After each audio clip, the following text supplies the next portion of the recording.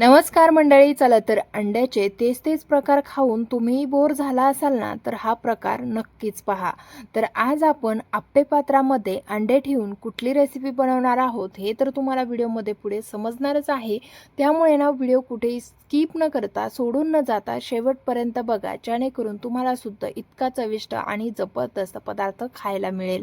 त्यासाठी इथे आपल्याला लागणार आहे एक वाटी। आता या वाटीमध्ये आपल्याला सर्वात पहिले तर अंडे फोडून घ्यायचे आहे। अंडे फोडण्याची फारशी प्रॅक्टिस नसल्यामुळे जरा वेळ जास्तच गेला, पण जाऊ द्या, इथे तुम्हाला इग्नोर करायचं आहे आणि पुढे चालायचं आहे।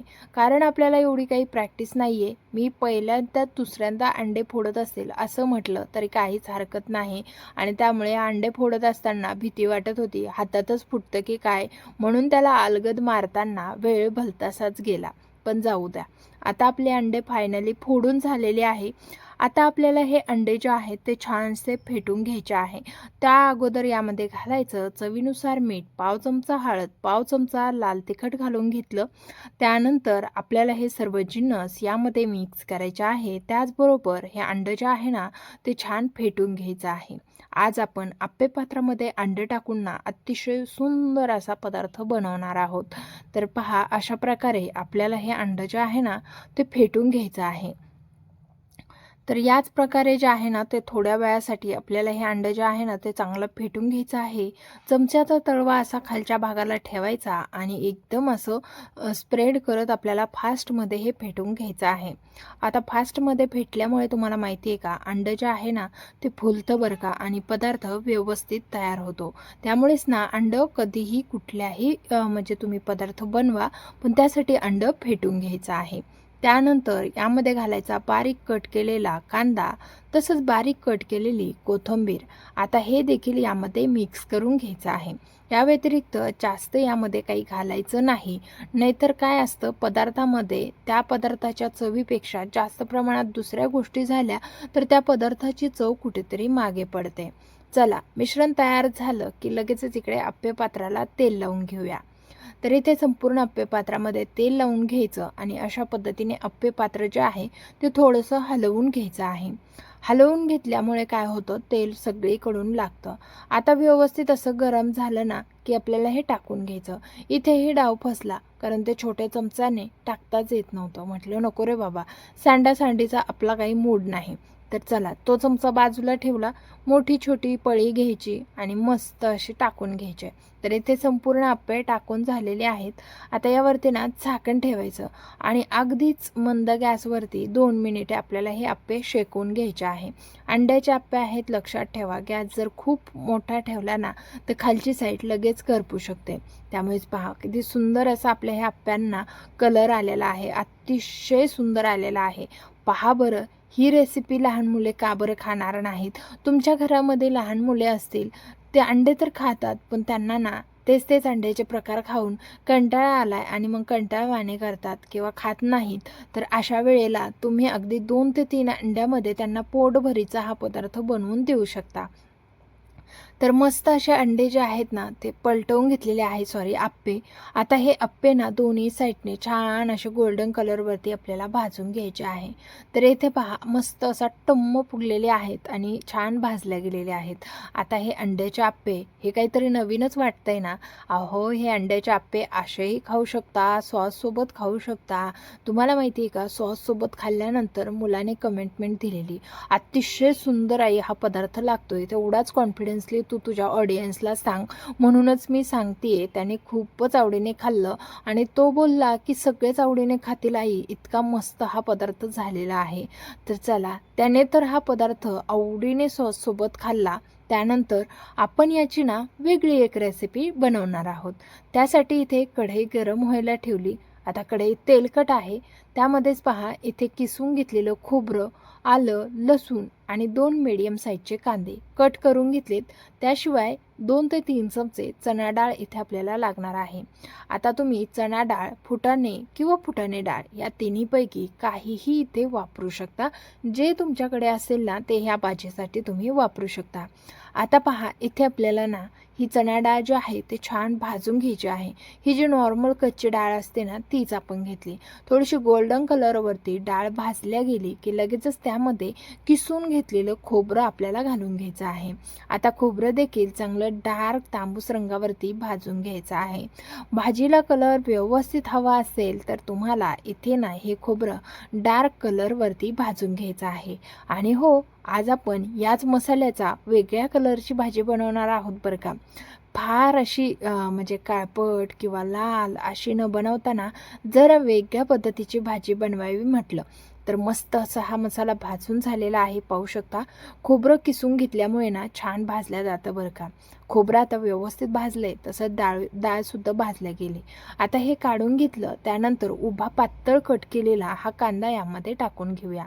कांदा भाजत असताना देखील थोडंसं तेल आपल्याला घालून घ्यायचं आहे. तेलामुळे कांदा जो आहे ना तो पटकन भाजला जातो. आता हा कांदा देखील आपण ना या तेलामध्ये भाजून घेऊया. कांद्याच्या पाकळ्या आपोआपच 1 मिनिटभरानंतर मोकळ्या व्हायला सुरुवात होते. त्यामुळे तुम्हाला अगोदरच कांदा मोकळा करून घेण्याची काहीच गरज नाही. तर अशा प्रकारे आपल्याला हा कांदा सतत हलवत भाजून घ्यायचा आहे. कांदा देखील चांगल्या तांबूस रंगावरती गोल्डन कलरवरती भाजून घ्यायचा आहे. आता इथे पहा बऱ्यापैकी कांदा भाजला गेलेला आहे, पण आणखीन थोडासा डार्क कलरवरती आपल्याला हा कांदा जो आहे तो भाजून घ्यायचा आहे. जोपर्यंत चांगलासा ड्राय कलर येत नाही तोपर्यंत. त्यानंतर यामध्ये घालायचा जो आपण लसूण आणि आलं घेतलं होतं ना ते यामध्ये ॲड करायचं. आपण इथे आलं लसूणची पेस्ट ना बनवणार नाहीत, तर डायरेक्ट यामध्ये आलं आणि लसूण भाजून घेणार.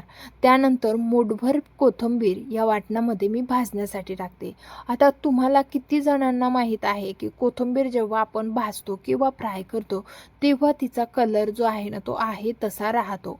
तर आज आपण वाटणाला थोडासा हिरवट कलर येण्यासाठी किंवा जास्त काळपट भाजी न होण्यासाठी इथे ना मी कोथिंबीर थोडीशी हलकीशी भाजून घेणार आहे. हीच कोथिंबीर जर तुम्ही वाटण तयार म्हणजे मिक्सरमध्ये वाटत असताना जर डायरेक्ट घातली ना तर वाटण मस्त अशी काळी आणि तर्रीदार भाजी तयार होते बरं का. जर तुम्हाला तशा प्रकारची भाजी बनवायची असेल ना तर कोथिंबीर भाजण्याऐवजी तुम्हाला डायरेक्ट वाटण वाटत असताना ॲड करायची आहे. त्यानंतर पहा छान भाजून झाल्याच्या नंतर इथे ना 7-8 काजू घेतलेले आहे. हे आता थोड्याशा तेलामध्ये भाजून घेऊया. तुम्हाला माहिती आहे का, अशा भाज्या बनवत असताना अगदीच 2-4 काजूचा जरी वापर केला ना तरीसुद्धा तुमच्या भाजीला अतिशय सुंदर टेस्ट येते. तर मस्त असे हे काजू बिजू सगळं भाजून झालेलं आहे. यामध्ये ना आवर्जून धने जर घरामध्ये असतील ना तर ते धने यामध्ये ॲड करा. पण मी ना इथे धना पावडर ॲड करणार आहे कारण माझ्याकडे धने नव्हते. इथे वाटण संपूर्ण मिक्सरच्या भांड्यात घालून थोडंसं पाणी घालून वाटून घेतलं. त्यानंतर तीच कढई आपल्याला गॅसवरती ठेवायची आहे. आता त्यामध्ये 2 चमचे तेल घालून घेतलं. तेलामध्ये तयार करून घेतलेलं वाटण घालून घेऊया. आता इथे पहा वाटण मी वाटीमध्ये काढून घेतलं होतं म्हणजे टाकायला सोपं जातं. आता त्यानंतर आपल्याला हे वाटण जे आहे ना ते तेलामध्ये चांगलं तेल सुटेस्तोवर परतवून घ्यायचं आहे. तर अशा पद्धतीने हे वाटण जे आहे ना ते सतत हलवत मंद गॅसवरती तेल सुटेपर्यंत परतवून घेऊया. जोपर्यंत तेल सुटत नाही ना तोपर्यंत हे वाटण आपल्याला परतवत राहायचं. तर साईडने तुम्हाला दिसतच असेल की वाटणाने आपल्या तेल सोडायला सुरुवात केली. आता इथे 1 चमचा जो आपला घरगुती मसाला असतो तो घातला. 1 चमचा कांदा लसूण मसाला, चवीनुसार मीठ, पाव चमचा हळद घालून घेतली आणि हे मिक्स करून घेऊया. यामध्ये जसेच आपण मसाले ॲड करतो ना तसंच ह्या वाटणाचा कलर छानसा यायला सुरुवात होते. तसंच आपल्याला ना एकदम स्पष्ट दिसतं की वाटणाने आपल्या तेल सोडलेलं आहे म्हणून. जेव्हा आपण यामध्ये मसाले घालतो ना तेव्हा वाटणाचा कलर जो आहे तो अशा प्रकारचा होतो आणि त्यामुळेच यामधलं तेल सुटलेलं लगेचच दिसतं. आता जेव्हा वाटणाने छान तेल सोडलं ना तेव्हा लगेचच यामध्ये आवश्यकतेनुसार उकळतं पाणी घालायचं आहे. उकळत्या पाण्यामुळे भाजी ना छान चविष्ट होते बरं का. कुठलीही भाजी बनवत असताना शक्यतो उकळत्या पाण्याचा वापर करायचा. इथे पहा उकळतं पाणी घातल्यामुळे भाजीला लगेचच उकळी आलेली आहे. आता गॅस मंद करूया आणि यामध्ये घालूया जे आपण तयार करून घेतलेले अंड्याचे जे आप्पे आहेत ना ते यामध्ये ॲड करत आहे. तर पाहू शकता एका दगडात 2 पक्षी मारता येतात बरं का. मुले काय करतात भाजी म्हटलं की नाही नाही, मला नाही आवडत, मी नाही खाणार, तर मुलांना असेच आप्पे खायला द्या. मोठे माणसं आप्पे तर खाऊन पोट भरले असं म्हणणार नाहीत. त्यांच्यासाठी मस्त आमटी करा आणि आमटीमध्ये हे मस्त असे अंड्याचे आप्पे सोडून घ्या. वरतून कोथिंबीर टाकून घेतली.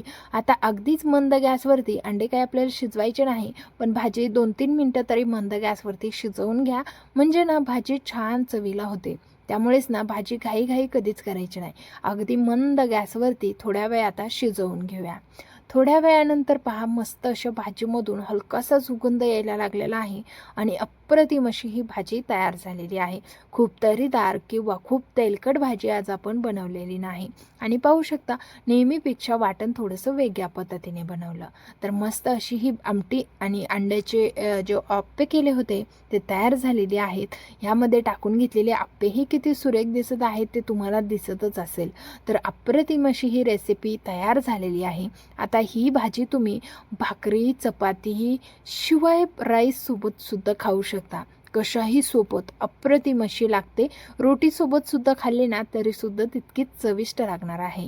तर चला, तुम्हाला ही आप्पे रस्सा रेसिपी कशी वाटली मला कमेंट करून नक्की सांगा. आवडल्यास लाईक, शेअर आणि सबस्क्राईब. धन्यवाद.